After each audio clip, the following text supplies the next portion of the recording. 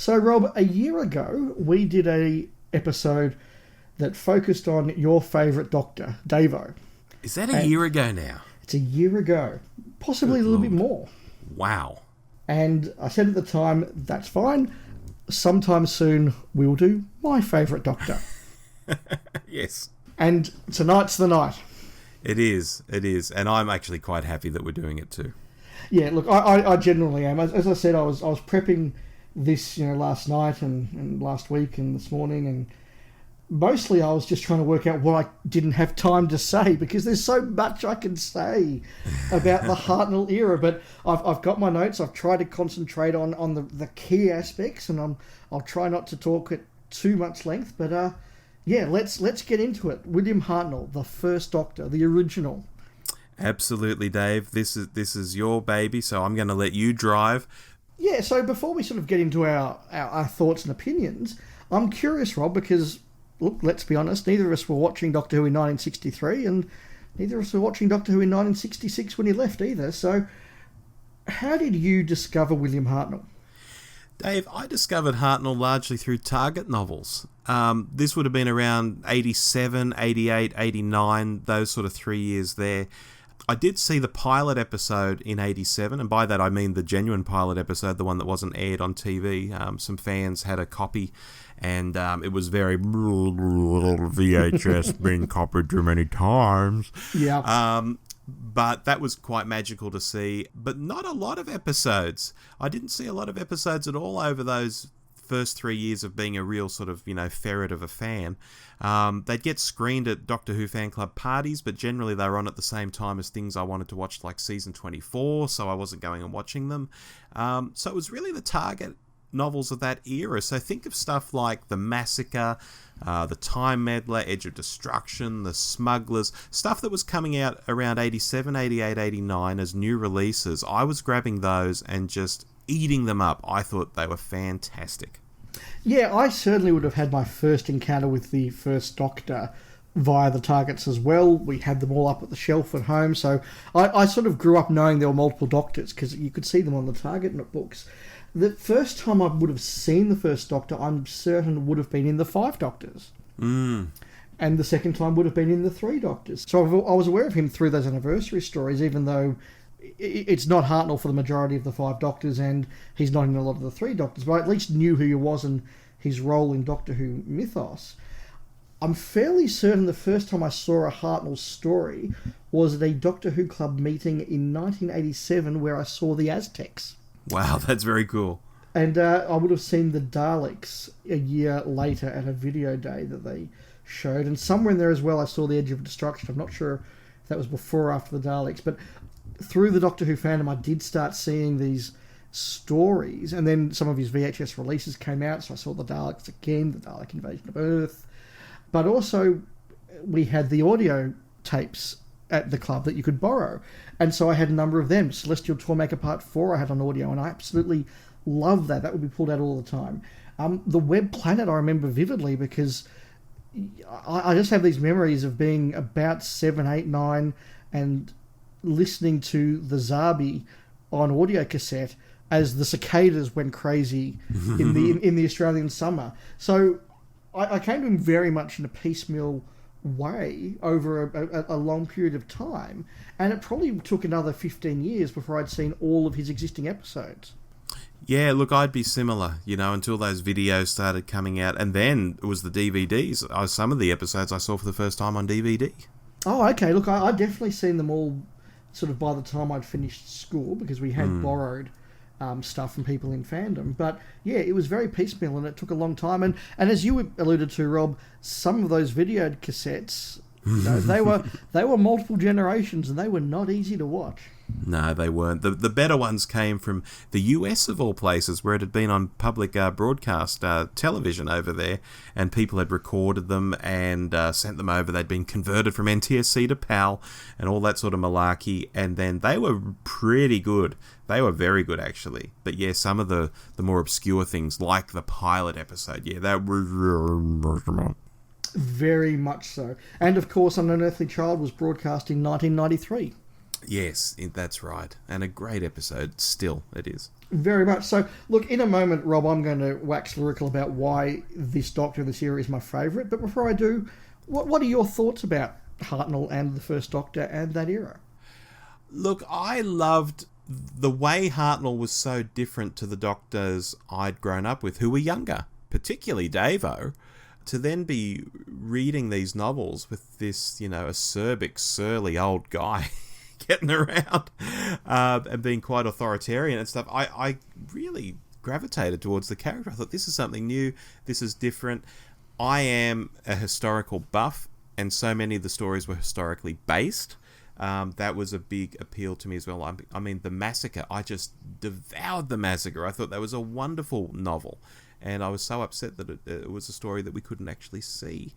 So I just think that his character, the historical stories, and just that sort of feel that he was like a Victorian man in outer space was just very appealing to me. I quite liked him. Well, I'm very pleased to hear that. How about you? Look, Hartnell hasn't been my favourite Doctor for my entire lifetime. When I was a kid, it was Pertwee, and I still have a really soft spot for Pertwee. I still adore Pertwee, the Pertwee era, and that I think is that reflection of growing up with him in Australia, those continuous repeats, and there's a lot I like about his Doctor. But as I got older and as I saw more of Hartnell, I really did fall in love with his character and his era. I mean, as a character, he is everything that I think the Doctor should be. He can walk into a room and absolutely command that room. He is fun. He's naughty. He's also, though, he's incorruptible. The moral rigidity and that uprightness of his character is really, really strong. But at the same time, so often there's that twinkle in his eye, and he's just having fun. He's got no backstory, and he's got no rules, and he's not a Time Lord from the planet Gallifrey and the constellation of Castorberus who fights Daleks and has companions. He's just this weird alien guy having fun adventures. And he's doing it in an era where Doctor Who has no rules. They're just making this stuff up as they go along. And it is so imaginative. It is so lyrically written as well. This is Doctor Who written by a generation of writers who really came out of cinema, British cinema, out of theatre, out of the play for today concept. And they're writing Doctor Who with this real lyrical, utterly engaging way. As somebody who likes language and likes dialogue and likes characterisation, there's so much of it in this era. But it's all doing Doctor Who at its best. The historical stories, and we'll talk about this in a moment when we talk about season 1, the historical stories are some of the best you'll get. The sci-fi stories are some of the best you'll get. The companions are some of the best you'll get. And, okay, there are times when it's a bit slow, and there are times it doesn't quite work, and we'll talk about them, but this is just pure Doctor Who for me. Exciting, engaging, morally fun. I mean, indulge me here, Rob. As somebody who would call himself a Gladstonian liberal or a classical liberal, there's so much of that in Doctor Who in this era. Those values really come through, those post-war values where this is a production team that, were actively themselves fighting fascism. And that comes through in this era. But that embrace of humanity comes through, that value of humanity. I mean, I've said before, lines like the Ark, you must travel with understanding as well as hope. That's an entire story about understanding other species and treating everyone as equals, and that liberalism comes through this era in a really wonderful way. So these are some of the reasons why I love this Doctor in this era so much. And I suspect others will come up as we start to explore each season, interspersed with some different aspects of his era. Do you think he's the most magical Doctor, Dave? And by that I mean he just has that aura about him that decreases as the Doctors go on. Ooh, look, Tom would be up there. But yeah, you could definitely make that argument. See, I see him as quite Yoda-like. When we first meet Yoda, he's giggling, he's twinkly, but he can turn very serious. We don't know much about him. He's just this odd alien. I sometimes think of him as Yoda. I know that's a weird thought. No, I totally get that. When you ask him a question or something happens, you're never quite sure if he's going to sort of bark at you, "No, that's very, go away," or he's going to just go, "That's so funny." You just never quite know. Yeah, it's lovely. Or to quote from the Crusaders, "Good afternoon." I still remember when you did that. Yes. Good afternoon. Oh, it's so much fun. Look, so what we're going to do, we're going to chat a little bit about each season. Not every story individually, but we will pull a number of them out. And in between, we'll also look at some other topics. So I might kick us off, Rob, with season 1. We're just going to talk about what we think of it and the stories we like and we don't like. And the first thing I think I need to say is how lucky are we that so much of this season exists? Because other than Marco Polo, you've got almost a complete run until you hit the Reign of Terror Part 4. Oh, absolutely. Growing up as a fan, the first thing I learned about Doctor Who just about was there are missing episodes, and I assumed they'd be the earliest episodes. But how amazed and delighted I was that they weren't the first episodes. No, it's a really wonderful thing. There are very few completely missing stories in the Hartnell era, and there's only one in the first 2 years, which is a great thing. But season 1, there is not a story in here I don't like. Okay. Even the 3 parts of Unearthly Child that sort of drag a bit? No, I think they're really great. I think the way that story comes together, the alienness of the world they're in, but the way that the Doctor and Barbara and Ian particularly are put together and slowly have to learn to respect each other. They don't like each other yet, but that slow respect that each of them has. And there's some wonderful little exchanges, particularly between the Doctor and Barbara in there, that I really like. I think it's a really wonderful first adventure, and the first part is just fantastic. Oh, absolutely.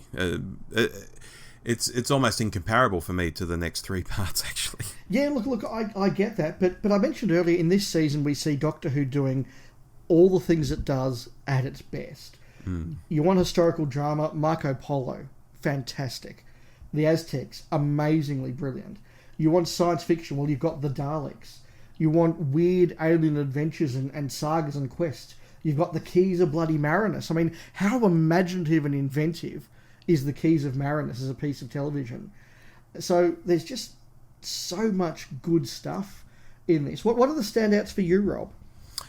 For me, look, we've already mentioned the first episode of An Unearthly Child. It's just fantastic. The Daleks I was never as into as people make out. Obviously, the Daleks are brilliant. Obviously, it's an interesting story, but it's very long. So I'll be controversial and not put that on my list. I always enjoyed Edge of Destruction more based on the Target novel than actually seeing the episodes. I didn't see them till long after I'd read the Target novel. That is a really, really good book. Yeah, it made me think this was just an amazing story and made me fascinated about being just inside the TARDIS doing stuff. Marco Polo, I think, yeah, that would be a winner, again, based on the Target novel for obvious reasons.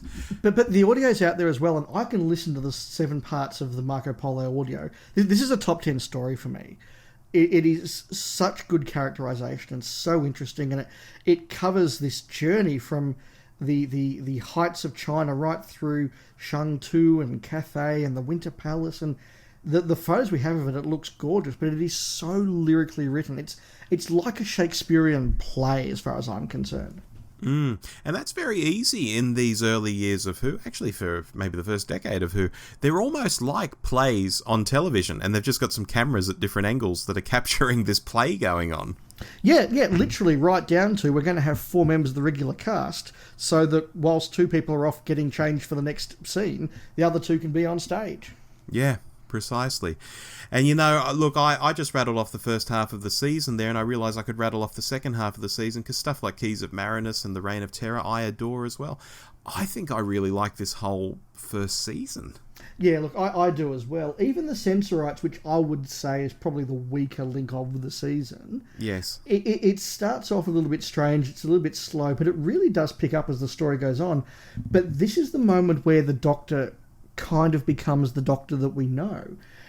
And there's a really interesting contrast. There's a wonderful scene, looking back in hindsight, in part 1 of the Keys of Marinus, where Arbitan has said to them, I've got this quest I need you to go on. I need you to go find these keys and restore justice to Marinus and find my missing daughter and everything. And he appeals to them to go. And then it cuts to them walking back going, oh, gee, I feel really bad we're not going to help him, but we can't do that.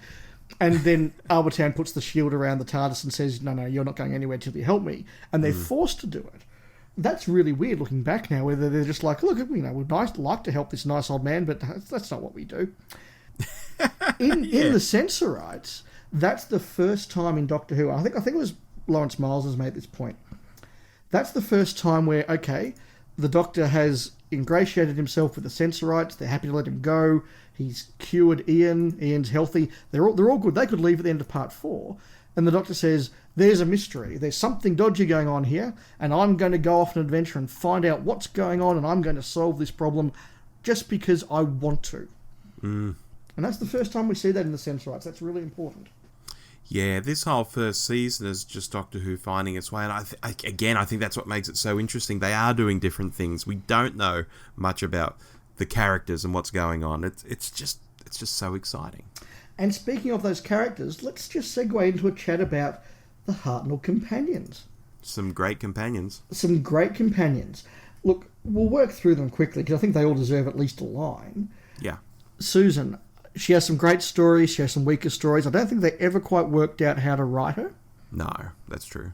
But I'm a big fan. Barbara and Ian, though, I think it is a real testament that every generation of Doctor Who fans who goes back and discovers the Hartnell era, I think without exception, falls in love with Ian and Barbara. Oh, without doubt. And we saw it most recently with the Twitch TV broadcasts. Yeah, absolutely. I mean, these are such three-dimensional characters. They are our identification figures. In some ways, Ian is the lead in some of these early stories as well. Let's not forget that. So brilliantly acted. And I just can't praise them enough. I mean, you think about some of these scenes in something like The Romans, for example. These are two human beings, completely fully formed. And it's wonderful to watch them go about what they do.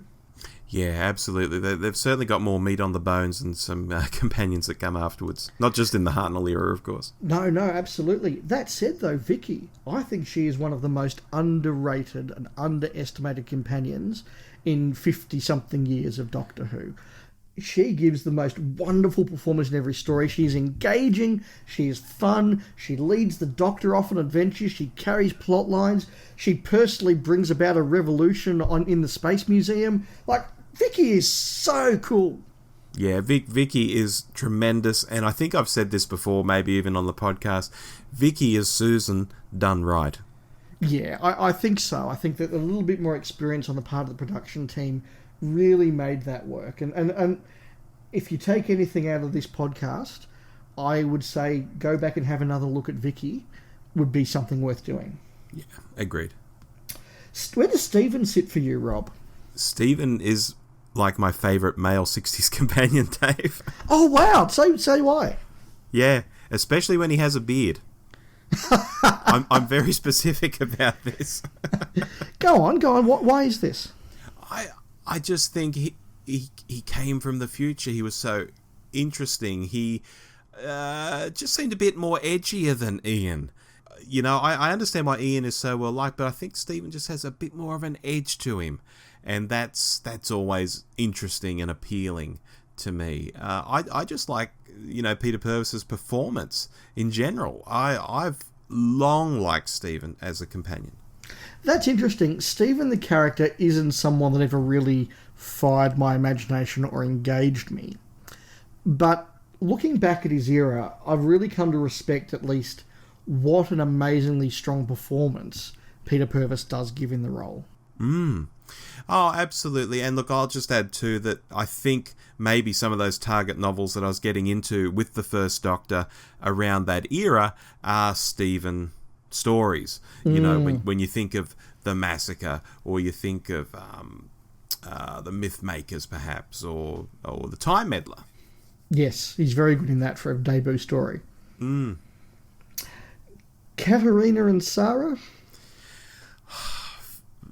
I wouldn't really have much to say about them. They're just there and then they're gone. Yeah, look, I don't think Katerina really worked. I can kind of see what the idea was, but she was just too far back in history to really be able to comprehend what was going on, and I actually think that's quite a tragic, and certainly her ending is very tragic. Sarah, I think, is a really interesting companion, but again, how she would have worked outside of the Daleks' master plan, I'm not sure. I mean, she does soften up a bit as that story goes on, but yeah, I'm not sure that she would have worked long term. No, she worked well in the story, but not elsewhere. And yes, with Katarina, I mean, even it was stretching things with Jamie, you know, and the way he'd react to things, but she was way too far back. Yeah, absolutely. Probably the more controversial one of the era, Dorothea Chaplet. I'll be controversial and say I don't mind her. You know, I really don't. I think, you know, in the Ark, she's the catalyst for what goes on, and I think she's quite fun. I think she gets maligned for the way she left the series, and the way, you know, she wasn't a Barbara, she wasn't a Vicky, and she left the series in an odd way, so she gets remembered for that, and I think that's a bit unfair. I think there's more to her than people maybe give her credit for. Yeah, I tend to agree. Look, she's not my favourite of the year, and certainly not of the series, but I can remember, again, being a kid and totally buying into her. At least whether it was listening to Celestial Toymaker Part 4, or, you know, I remember the first time I saw the Ark when I was about 9 or 10. She was just the companion in that story, and she was fine. Okay, she does sort of disappear randomly in the war machines, and yes, you know, you can't blame the actress, because one person saying to her, do Cockney, and the other person saying, no, you have to do RP, and it floats between that. Yeah, that's the production team's fault, not hers. Yeah, exactly. And Ben and Polly. I wish we had more of Ben and Polly with Hartnell, because I love these companions with Hartnell. They're so much fun, and they just show, because they are the representation of the swinging 60s, and they get on so well with Hartnell and with the First Doctor. That just shows how much a part of that London swinging 60s scene the Doctor really was, and I love these three together. Oh, look, they freshen up the series in a pretty significant way when they come in, and I'll just add that Stephen's my favourite male companion of the 60s. Polly is my favourite female companion of the 60s. I love Polly very much, and I think with Ben she's fantastic, and like I say, it just freshens the series up. It makes you feel like, okay, we're into the second half of the 60s now, things are happening, things are different to even just a few years ago. I mean, doesn't 1963 feel different to 1966? And yet it's only the difference in modern terms between like 2015 and now, which feels like no difference at all. And yet we look back on that era, and 63 to 66 just seems so remarkably different. You're right. All sorts of pop culture. I mean, compare a Beatles album from '63 to a Beatles album in '66. Yeah, you're absolutely right. Like huge changes in culture. But if anything, the Doctor sort of blends in with that even better. And again, Ben and Polly feel like real people.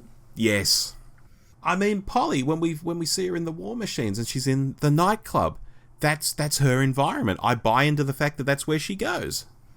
Yeah, absolutely, and Ben's just there looking remorseful and drinking, you know? and they engage so humanly. Yeah, really good companions in this era. It is remarkably good. So we'll move on to season 2. I've spoken a bit, Rob. So why don't you lead us off? What are your favourite or most memorable or most interesting stories from Doctor Who's second season? I've always had a soft spot, Dave, for Dalek Invasion of Earth. Simply because it felt so big and expansive, and out of this and say the Daleks, this is by far my preferred Dalek story. I just love the fact that, you know, you hear the stories years later that they got out at, I don't know, 6 a.m. on a Sunday morning and were filming in London and places like this, and I just think it gives it a real cinematic feel. And I know there's obviously a movie version of it with Peter Cushing for people who haven't seen it, but to me, the black and white version is scarier. It just feels like a movie from that period. It feels so different to other stories of this season, and indeed the Hartnell era. I have a big soft spot for Dalek Invasion of Earth first, and probably the rest of the season second. Look, I agree with everything you've just said there. I do like the Daleks, the first story. In fact, I like all the Dalek stories. We'll talk about that in a moment.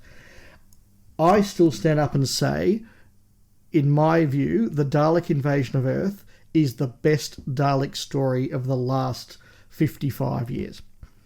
I think this is the Daleks at their absolute best. This is the Daleks having come in, and they have conquered Earth, as you said, and you feel that, and it looks it. This is the Daleks at their most cunning. The way that they entrap people and they work around people, and they're just one step ahead of everybody until the very last moment. The Daleks at their most ruthless. There's one such a memorable scene there where, and it happens off screen, Susan and David are escaping the Daleks and they've gone to hide, and they hear somebody being chased by a Dalek, and you just hear him like, no, you've killed my wife, my family, my children, you've killed them all, no, and then he just gets shot. And it's all off screen, but it's just such a chilling moment. I agree, this is just wonderful Dalek story. Not to say I don't think there are other really good ones, but I think this is probably the pick of the season. Yeah, absolutely. That's why I say it's this story first, the rest of the series second. But there are other good stories here. I mean, the Romans is such fun. Also in the fun vein, the chase. I adore the chase. I know that's a controversial thing to say as well, but I think it's loads of fun. I think more and more people are learning to love the chase as they discover it. I agree, it's a huge amount of fun. And again, imaginative, creative, and it looks great. I mean, okay, we all know about the production flaws in it. It's 1960s TV, but, some of that stuff in the Mechanoid City, the model work and everything, that's amazingly good quality. And I didn't mention it, but in the Daleks, that second ever Doctor Who story, look at the model work there, look at the special effects work there. That is extraordinarily good. Oh, look, they're really going for it this season. I mean, Planet of Giants, that's really reaching for the first story of that series. They're trying to do something new there. Dalek Invasion of Earth is just massive. Romans is funny. The Romans, I have to agree, is just incredibly funny. Like, genuinely laugh out loud funny. And Hartnell is perfect in that. His performance is so good. If ever you are wondering whether Hartnell is capable of a really strong performance or whether he was going slightly ill and crazy and couldn't remember his lines, watch his timing in the Romans, because he is word perfect in that story. Oh yeah, a lot of the criticisms of Hartnell are cliches and stereotypes that just get perpetuated by fans who I wonder if they've actually seen the episodes sometimes. Yeah, absolutely. And then you've got a story like The Crusade, which again is just one of these really engaging and lyrical and almost poetic stories with a really interesting and sympathetic portrayal of Saladin and his point of view and King Richard's point of view, and I think that's an amazingly good story. The Rescue is again one that I like. The Web Planet, I love what they've tried to do here. Is this the first time in Doctor Who that ambition doesn't quite come off? I'm just looking at the list in front of me. I'd say you're probably right. Yeah. Yeah, I think the first two episodes of the Web Planets are actually really interesting, and those first views of the Tsar being setting up the world, unfortunately, I do think it does drag quite a bit, and by the end where you've sort of got Barbara just sort of lying down, pointing a prop at a sort of dodgy spider effect for about 20 minutes, it's not great. The plot doesn't really hold it off, but I'd rather that they're shooting for the moon and falling short than not trying, and they definitely do that here. Absolutely. And Dave, when I look at this season, I've waxed lyrical about so many of the stories. I love some of these stories. I still don't think it's as good a season, though, overall, as the first one. I think Season 2's highs are as high as Season 1's. I think they're higher in places. Yeah, possibly. I think that its lows are lower, and that does bring its average down. Yes. Look, I think the Space Museum is just tedious. That to me is the first real failure where it just, even the ambition isn't there. I just don't think it works.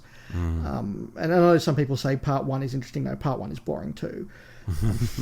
It's a story about a bunch of space cliches who have invaded a planet of gay yuppies and or gay students or something, and taken them over, and then it's the rebellion of the effete gay student. I don't know. It's a terrible story. Yeah. Vicky's great in it though.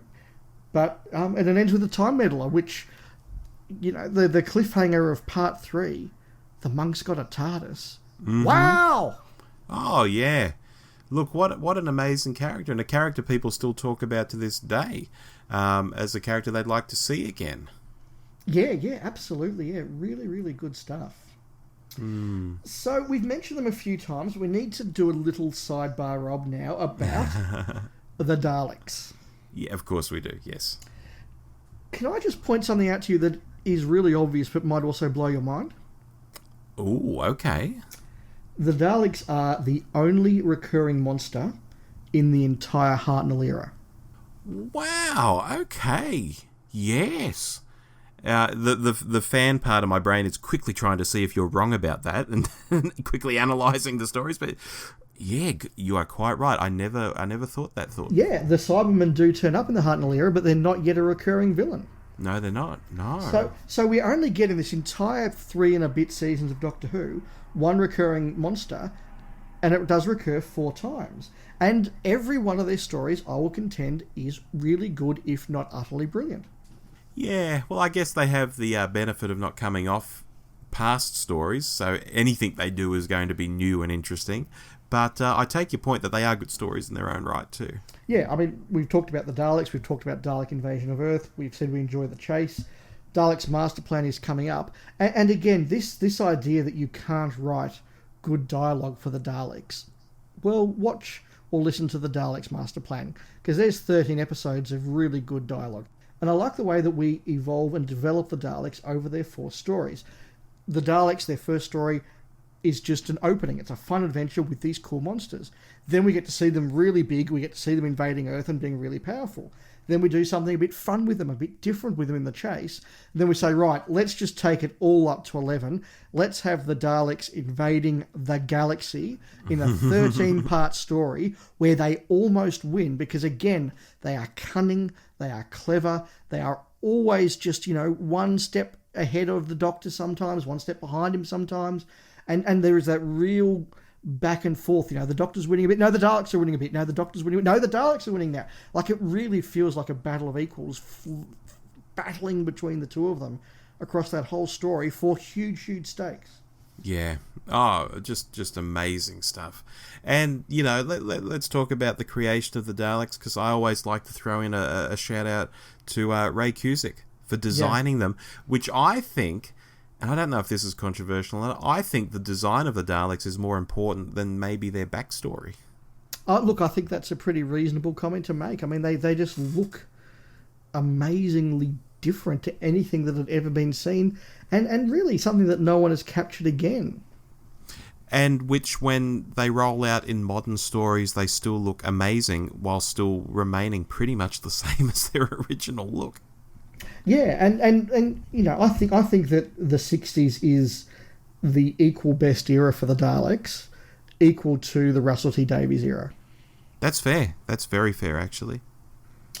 And 4 of those 660 stories are here. I just think they're all great, and I get why they were as big as they were back then. And I still love Dalek stories. I often find I'll put on a single Dalek story, and then I'll go, I need to watch another one. I'm going to go, and then I'm going to watch another one. I've just got to watch more Dalek stories. Yeah, there is something about them, that's for sure. So, season 3. This is an interesting one. I really like it. It's a very controversial in fan wisdom, though. Yeah, look, I think there are more hits and misses here than in season 2. So it's kind of like when they're really on their game, they're really on their game, and when they're not, they're really not to me. It's hard to say whether I like or dislike the season, because I can see some stories in it I absolutely love, but I can see some stories in it that aren't much good at all. Well, I'm going to ask you then. I can only see one that I don't think is much good. Which ones do you have on your list? I'm not a fan of Galaxy 4. No, that was the one I had. I like the idea, and I like some of the imagination. It doesn't quite work, and it has dated very badly. And I'm not a fan of the Gunfighters or the Savages. When was the last time you watched the Gunfighters? Oh, within the last decade, but it could be like 7 or 8 years. Maybe give it another try, because every time I watch the Gunfighters, I like it a little bit more, and there are some genuinely laugh out loud moments in that. It's not the best historical, certainly, and it's not even the best comedy historical. I think it probably is the weakest of those. But there is some very fun stuff in there, and Hartnell himself is really, really good. Some of that stuff, like, I always like that line where, "How well do you know Doc Holliday? He gave me his gun, he extracted my tooth. What more do you want?" Yeah, that's true. There's some good stuff there, but yeah, okay. Yeah, and then the Savages, it just never stood out to me. It's very forgettable. It is very forgettable. It's an interesting concept. I wonder how that would go down if it was found. I like it, but you're right, it isn't very memorable. But on the other hand, let's say we have some really good stuff in here. I mean, we've just spoken about the epic that is the Daleks master plan. I mean, that really is epic. Yeah, absolutely. The Mythmakers, I think, is hilarious. Yes. It is brilliant. The characters in that, Priam, Odysseus. Oh, how good is Odysseus? Really, really, really fun concepts in there, and again, some wonderful lines. The bit where Hartnell turns around, "You've just killed this man." "Yes, sir, but in your name." Yeah. And look, any story that has episode titles like "Small Profit, Quick Return," or "The Horse of Destruction," I just really love it. Looking at the photos, I reckon the model work on that would have been spectacular. Yeah, the photos do excite me about that, and that's a story I would really, really love to see. But for me, like the Massacre, again coming from the Target novel, I'm really into. I don't know how it stands up though as an actual story to watch. I think it's really good. I mean, obviously I've never watched it. I think the audio is really good. Again, it's well written. Again, Hartnell, he's not that far from the end of his run. He gives again a note perfect performance as the Abbot of Amboise. A different character instantly. From the moment you see this person on screen and hear him speak, he's instantly a different character, and he is word perfect, which just goes to show how much of Hartnell's sort of mannerisms and fumbling was acting. And again, Hartnell as the Doctor gives this wonderful monologue at the end of this Massacre. Really, really wonderful monologue. And again, he's perfect in that. So, let's not pretend that this guy was not a strong actor right through the entire era. Oh, absolutely. And it might be fair to say that the length of these seasons, which we haven't touched on at all here, may have got to him from time to time. Just incredible, the workload. When you look at how many episodes there are in each of these seasons, it's amazing. Yeah, and when you look at blooper reels for television shows made today, where actors regularly have multiple takes to get through shots, and Hartnell got a few fluffs in a story where they really could only stop the recording on a couple of times per recording. I mean, that's impressive. Oh, it's super impressive, and it speaks to the sort of acting background he came from versus where modern actors are perhaps at. It is. So we're in the John Wiles era of the show, which is controversial, but I think has got a lot going for it. I've said many times, the Ark, I think, is a wonderful story. It's a story that takes that concept of time travel and actually does something interesting with it. I can remember very much at a Doctor Who Club meeting, the first time I saw this when I was about 9 or 10 years old, and not knowing what was going to happen, and then they all leave at the end of part 2, and they're like, oh, hang on, I thought it was a 4-part story, and then they come back, and, Doctor, they finished the statue, and you pan up, and I was in a room where I reckon, of 20 people, 18 didn't know what was about to happen, and then when you saw that shot of the monoid's head on the top of the statue, this whole room of fans was like, oh, it's a monoid, like, wow.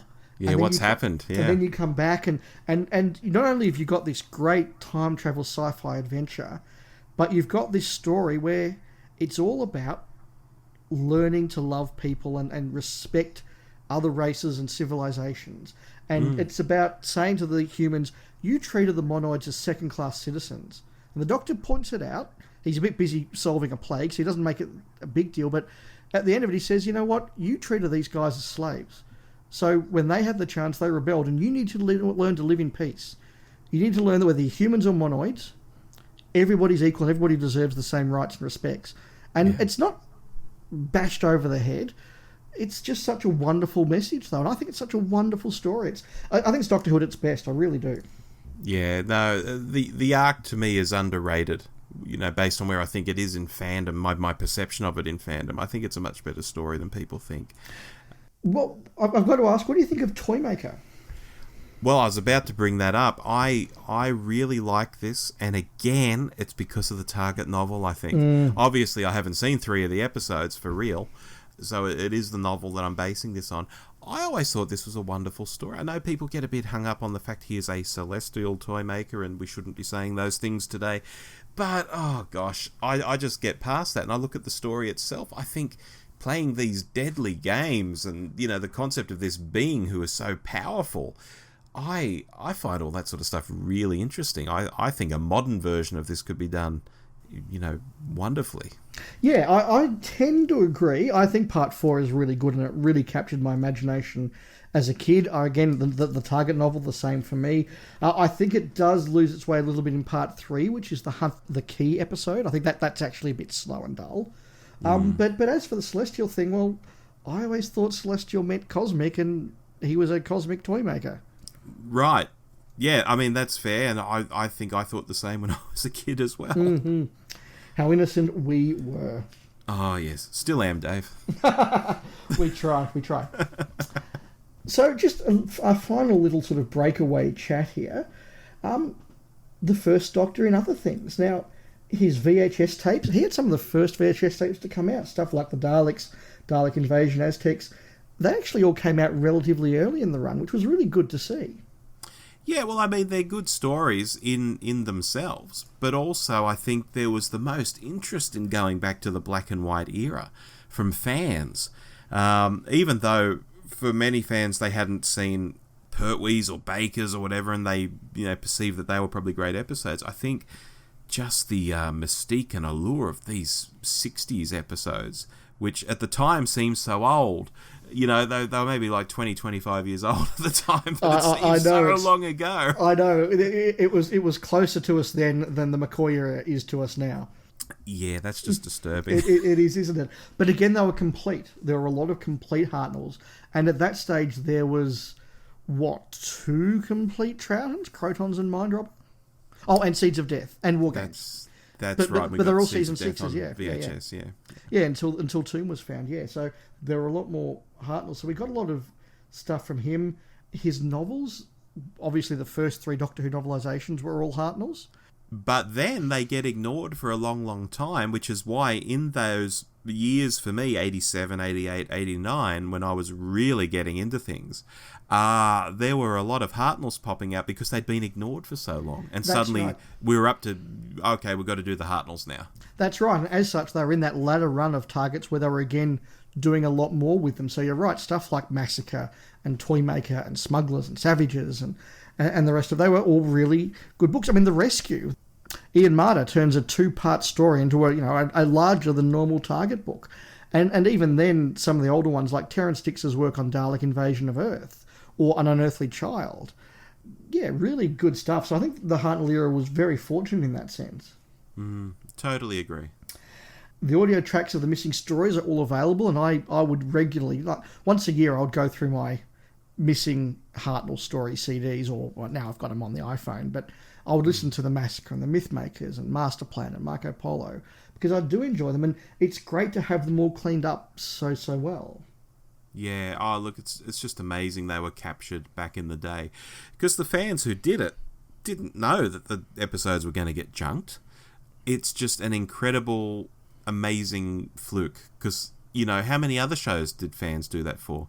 Probably not many. No, that's absolutely right. I'll mention in the Virgin Missing Adventure range, Venusian Lullaby and The Plotters were 2 standout Hartnells for me. Mm-hmm. And of course, Hartnell does turn up in the 3 Doctors and the 5 Doctors, and I love him in the 3 Doctors because even with his health declining, when he's on screen, Pertwee and Troughton still defer to him, and he's still the Doctor, the first one. And I know that he's sick at the time, and he hasn't got long to live at that stage, but when he's sitting there and just lecturing them, you just feel like he's still the Doctor. Oh, absolutely.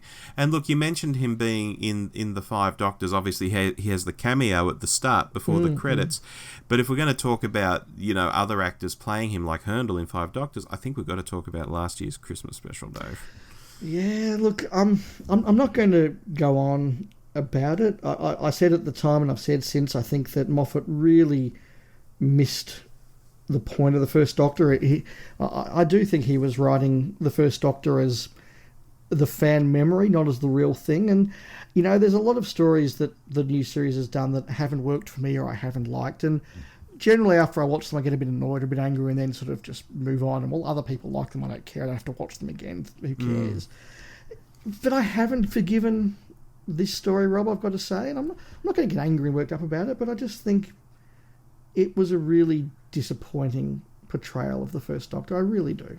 Yeah, and it's not just fan memory. It's a kind of a, not nasty, I won't go that far, but it's certainly an impolite sort of fan memory of Hartnell as well. You know, it's trying to be a bit narky about him, and I didn't like that. And I mean, we're going back into Capaldi's final series now, which I don't really want to do, but you look at Capaldi's final 2 episodes, they're fantastic, and then he gets that Christmas special that's just horrible, and Hartnell's all wrong, and it's just yuck. The Hartnell Doctor was fun. Yes. And he had a twinkle in his eye. He was Yoda. He was Yoda. And I don't think that was captured. And that's a shame. I think Herndl went a reasonable way to catching that. But even then, he was sort of, you know, the grumpy version of Hartnell. There wasn't quite the fun as much as there could have been. But, you know, I'm glad that he's still remembered, though. Yeah, I mean, why couldn't he have shown up being all giggly and twinkly and, you know, and getting Bill on his arm and leading off with her and, you know, sort of leaving Capaldi in his dust, you know? That would have been funny, but in a charming way. Yeah, or you look at the relationship that the First Doctor has with Vicky particularly, or with Barbara, or with Polly, and it is this really respectful relationship. Yes. It really is, and I wish we could have seen him interacting with Bill that way, but... Look, we can't. I think we've made our point, and we should move on. Yeah, let's. Season 4, Hartnell does appear in that. Look, there's only 2 stories. The Smugglers, I think, is forgettable as well, but it's perfectly nice, decent. I listened to that audio a little while ago. He's not really in much of it, is he? No, he has his little own plot, though, and he is the one that resolves the plot, and so that's good. It's a nice story. The 10th Planet. That's a really good story. Oh, well, for the monster it introduces and the fact it's a final story for a Doctor, and the first time a Doctor has a final story, it's mythic even before you see it the first time. You're just expecting big things from it, and I don't think it really disappoints. No, I think it is really good, and as a final story for Hartnell, I think it works. It's a shame that he wasn't able to be in Part 3, but in Part 2... his first confrontation with the Cybermen is epic. It really, really is. The Cybermen in the 10th Planet, these are big, 7-foot-tall, imposing, terrifying things. And Hartnell goes head-to-head with them, face-to-face with them, and he holds his own. And it's something that I think the Doctor needs to be able to do, and I don't think every Doctor manages it. I compare a couple of later Doctors' interactions with the Cybermen where they it doesn't work like that. But, you know, Hartnell's love, pride, hate, fear speech, that's amazing. You're very kind for not mentioning the well-cooked meal from Davo. He wasn't the only one I was thinking of there. You're very kind. But yeah, that is a really strong performance still. And the Doctor, right up until that regeneration starts to kick in Part 4, he's totally in command. And also just having fun. Oh, look, absolutely. It's a great, great final story. One of the best. I agree. So, to wrap things up, we've got a couple of questions. We're going to do our favourites and then our missing stories we want to see return. So, I've picked 5 favourites, Rob. How about you? I've picked 3. I could pick 5 very easily, but I picked 3. I could pick 10 very easily, so I picked 5. So, Rob, let's go back and forth with our picks. I'll start, given that I've got 5 and you've got 3. My first pick, probably not a surprise given some of the things I've said about it, is going to be Marco Polo. Fantastic. Not a snap for me, but if I was going to pick 5, that would be one of my extras. Yeah, really, really good story. If you haven't gone out and listened to the audios of this recently, listeners, I encourage you to listen to Marco Polo. There's a reason people always, as part of the Omni rumour, say that Marco Polo's been found too. I think it's the story that pushes more buttons than any other in terms of if that had been found, it would just excite so many people. Absolutely, and being the only completely missing story in that first season and a half, I think also makes it, people just go, how can it be missing? I know, it's maddening. Yeah. What's your number one, Rob? My number one, Dave, is no surprise because I've already waxed lyrical about it, Dalek Invasion of Earth. Snap. Yeah, look, I think we both waxed about that one, so yep, fair enough. Mm-hmm. My next one, again, one we've spoken about, it's that epic story, the Daleks' Master Plan. Yeah, not a snap for me, but epic. Absolutely epic. And wasn't it exciting when there were 2 Target novels for it? Yes, yeah. And then when episode 2 turned up, and that's really good. Yeah, it's fantastic. Your second, Rob? My second is one I've also spoken about, so again, no surprise, and I'm doing it just to be a bit controversial. It's The Chase. Very cool. Not a snap from me, but totally appreciate where you're coming from. Just a story that bounces from location to location, and you never, ever get bored. No, I get that. I had to have another historical on my list, so I have included the Aztecs. I could have had a couple of the comedy ones, like the Mythmakers or the Romans. The Crusade's really good, but I think the Aztecs and Marco Polo are the 2 best historicals. They're really, really good. Yeah, agreed. For me, my third pick, Dave, is, this might not be a surprise, but I haven't really spoken about it at all in this episode. Have spoken about the companions, though, and it's the War Machines. Interesting. Okay, I don't get that excited about the War Machines. I like it, I respect it, but it's not a favourite of mine. Why is it a favourite of yours? It's a favourite of mine, and I completely appreciate that it's not like a stone-cold classic like some of the others we could mention. But I think it's an example of a very different kind of Hartnell story. It's like when we look at the later Troughton stories and we say, they're a precursor to Pertwee. I look at this and say, well, this is a precursor to Troughton. And it's just giving us Doctor Who in a different context. He's in modern-day London. He hadn't been doing that for, all of his run, basically. And suddenly he's in modern-day London. There's new companions. I just really quite like it. I think it's great. Fair enough. But I understand it's not a classic. I understand that's a very weird one to bring up. But I just have a thing for it. No, that's fair enough. And in fact, for my final pick, I've also picked a unusual but personal choice, and that is The Rescue. Oh, well, The Rescue's great. And again, the Target novel is what got me into it the first time. But what a wonderful little story that's just so entertaining to watch. It is, and it's particularly good for Hartnell, whether it's those early scenes in the TARDIS where he's missing Susan, whether it's him getting excited to discover that he's back on the planet Dido, right through to the way that after Barbara's messed up with Vicky, the Doctor just comes in and he wins her trust and her confidence in such a lovely way, through to that final confrontation where Hartnell, alone in this big empty room, stands up to Bennett or Ququillian and just calls him out. And there is that wonderful moment where Hartnell has been wonderful, and he's called him out, and I know who you are and I know what you've done and you're a murderer and you're a disgrace and all the rest of it. And Bennett goes, well, what are you going to do? And suddenly Hartnell goes, you can see in his face going, oh damn, I'm alone in a room with a killer. Oops. And it's a wonderful performance. And I just really like The Rescue. Yeah, no, it is a very good one. Good choice. Thank you, Robert. No, that's a good list. So we also said we'll do 3 picks of missing stories we wanted to come back. Now, I've limited myself to completely missing stories because I think that's fair. But I'll let you go first for this one, Rob. Okay, The Massacre. Fair enough. Not on my list, but could be. Not excited by it? I am excited by it. It's just not in my top 3. Okay, what's yours? Look, no surprising, given it was a favourite story, Marco Polo. Snap. Yeah, I think we've explained why.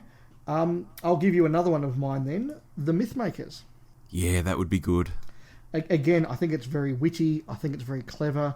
And I think it's seeing the performances, especially from the regulars, and seeing the model work would really elevate that story. Yeah, agreed. You're the final one now, Rob, because you had a snap in there. Yeah, final one for me, and this is a no-brainer, Dalek's Master Plan. Yeah, if I wasn't limiting myself to completely missing ones, that would have been in my 3. It is epic, I'd love to see it back. But I went with the Toymaker. Oh, well, see, I would love that. Again, I just think the visuals on that would be so interesting. All right, we can trade tapes on that one.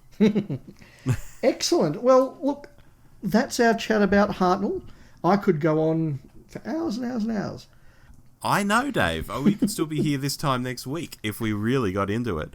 But I think that's a nice, succinct taster, almost, for people who maybe aren't as au fait with the Hartnell era, to hear that there's some really good stuff in there if you just dig in. And for those who do enjoy it, yes, hopefully we've matched with some of your own opinions. And if we haven't, write in and tell us. Yeah, please write in and give us some thoughts. And maybe if you do go out and check out a few Hartnell stories that you've never seen before and you check them out for the first time, that'll be really interesting too. Very good stuff.